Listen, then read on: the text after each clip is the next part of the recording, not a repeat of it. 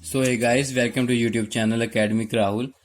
ये video 10th class के mathematics class 10th की है, फर्स्ट चैप्टर जो कि है रियल नंबर्स।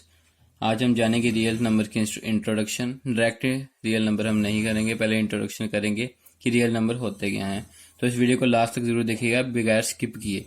अगर आप स्किप करते हैं तो आपको वो चीज़ समझ नहीं आएगी, वो चीज़ जो है दोबारा रिपीट भी नहीं की जाएगी। ओके, तो सबसे पहले जानते हैं रियल नंबर्स।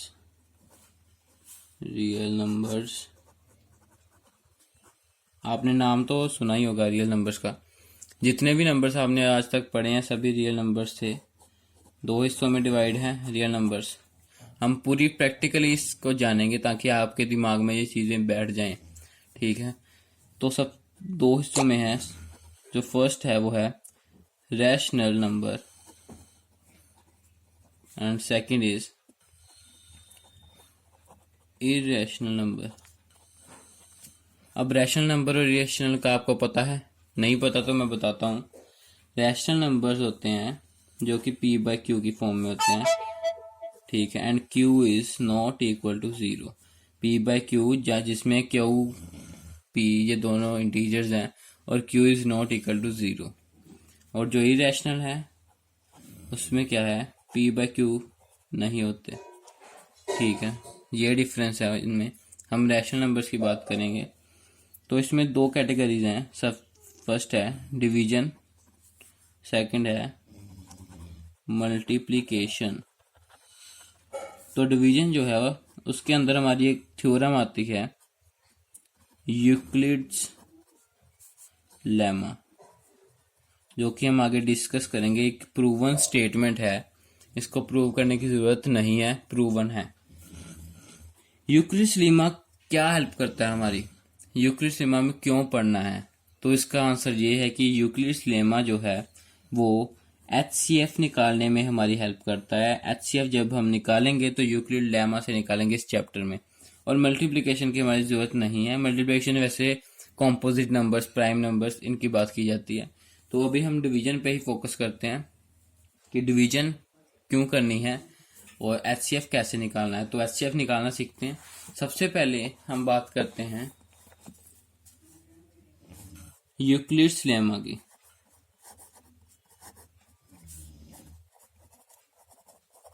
हमें प्रूव करने की जरूरत नहीं है, तो डायरेक्ट मैं आपको बताता हूँ स्टेटमेंट कहती क्या है। स्टेटमेंट ये कहती है कि a is equal to B Q plus are.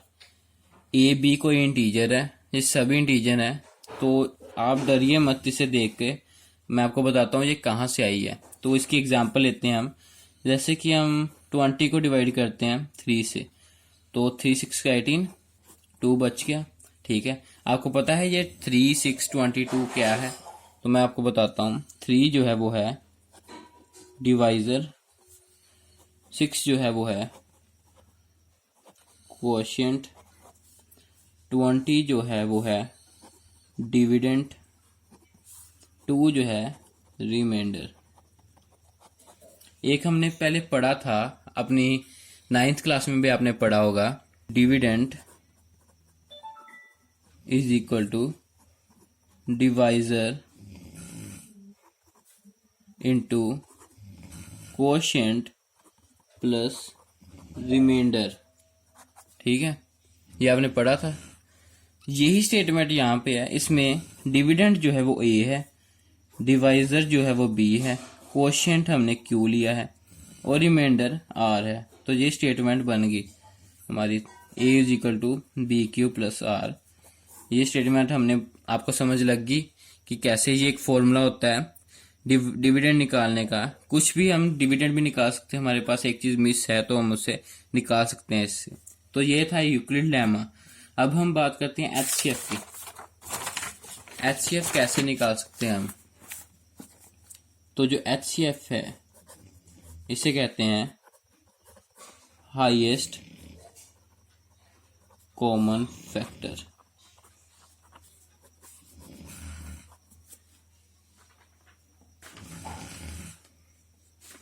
तो ये यूक्लिड लेमा की एक एप्लीकेशन है जिसमें हम HCF निकाल सकते हैं यूज ऑफ यूक्लिड करके।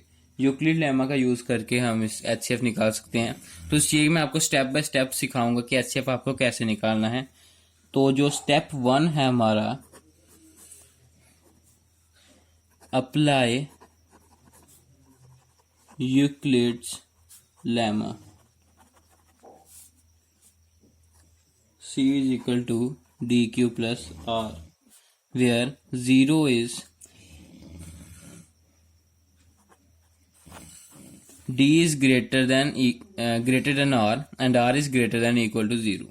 मतलब जो d है वो r से छोटा होगा, बड़ा, r जो है d से छोटा होगा, ठीक है, और r जो है वो 0 जहाँ 0 के बड़ा होगा, r 0 से छोटा नहीं होगा, 0 होगा मैक्सिमम, ठीक है। मतलब d है जो वो r से बड़ा ही होगा, r से छोटा नहीं होगा, ठीक है, r से बड़ा रहेगा, ना ही इक्वल होगा ना ही उससे छोटा होगा, r से बड़ा रहेगा हमेशा d।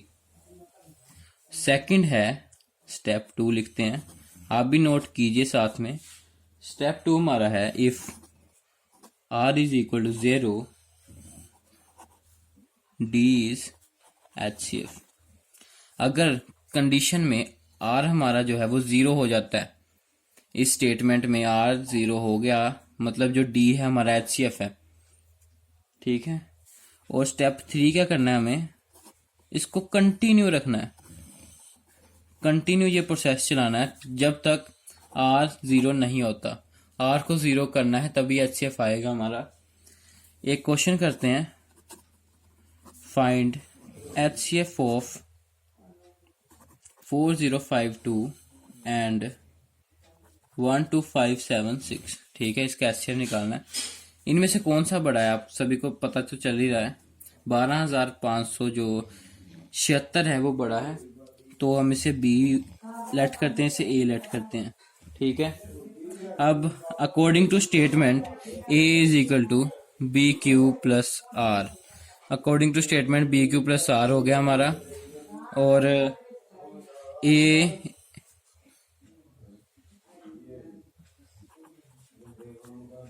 B is greater than R and R is greater than equal to A, ठीक है।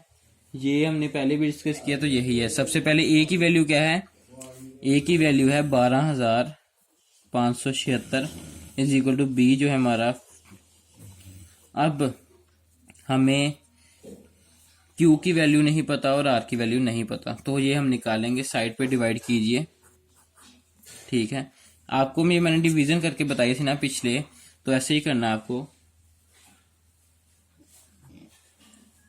आपको डिवाइड करना है, मैक्सिमम 3 तक जाएगा ये, ठीक है। आपको पूरा डिवाइड करके मैं सीधा आपको बताता हूँ क्या आएगा इसका, 12000 इंटू 3, और जो रिमाइंडर आएगा उसे हम प्लस करेंगे। आर है तो रिमाइंडर, इसको डिवाइड करना है प्रॉपर। रिमाइंडर जो हमारा आएगा, इसका रिमाइंडर आएगा 420। अब इसको हमें आगे लेकर आना है, इज इक्वल टू को साइन निकालना है, और ये जो आर है इसे हमें बी बनाना है, इंटू 9 प्लस 272। जब आप डिवाइड करेंगे तो ये आपके पास आ जाएंगे, ठीक है। फिर से ऐसे ही करना है, हमें 420 आगे लेकर आना है, 420 आगे is equal to 272 into 1 plus 148। फिर से इसे आगे लेकर आना है, 272 is equal to 148 into 1 plus 124। फिर से इसे आगे लेकर आए, 148 is equal to 124 into 1 plus 24। फिर इसे आगे लेकर आना है, 124 is equal to 24 into 6, 24 into 5, 25 into 5 plus 4। फिर से इसे आगे लेकर आए, 24 is equal to 4 into 6 plus 0। अब देखिए आर की वैल्यू 0 हो गई है, तो मतलब हमें इसे स्टॉप कर देना। और डी की वैल्यू क्या है, 4, मतलब HCF 4। ये हमने HCF निकाल लिया, इसका HCF निकालना हमें आ गया। अब हम नेक्स्ट जो लेक्चर है उसमें डिस्कस करेंगे एक्सरसाइज 1.1, फुल एक्सरसाइज 1.1 डिस्कस की जाएगी। क्योंकि मैं नहीं चाहता कि आपका कोई भी चैप्टर मिस हो, इसलिए मैंने शुरू से बुक जो है एनसीईआरटी की शुरू कर दी है। आपको एक्स्ट्रा क्वेश्चंस भी कराऊंगा एनसीईआरटी से हटके, जैसे कि आर डी शर्मा से हो गया, आर एस अग्रवाल। ये जो कोर्स है फुल कोर्स, सीबीएसई का स्टूडेंट हो चाहे पंजाब बोर्ड का हो, चाहे हरियाणा बोर्ड का हो, सबका सेम है। स्टेट बोर्ड का और सीबीएसई का सेम सिलेबस है। सिलेबस में कोई डिफरेंस नहीं है। सीबीएसई वाला बच्चा भी देख सकता है और पंजाब बोर्ड, किसी भी स्टेट बोर्ड का बच्चा इसे देख सकता है। तो आज के लिए बस इतना ही। सब्सक्राइब किए बिना बिल्कुल मत जाइएगा, इसको शेयर कीजिए, चैनल को सब्सक्राइब कीजिए और लाइक ज़रूर करके जाइएगा। Thank you very much.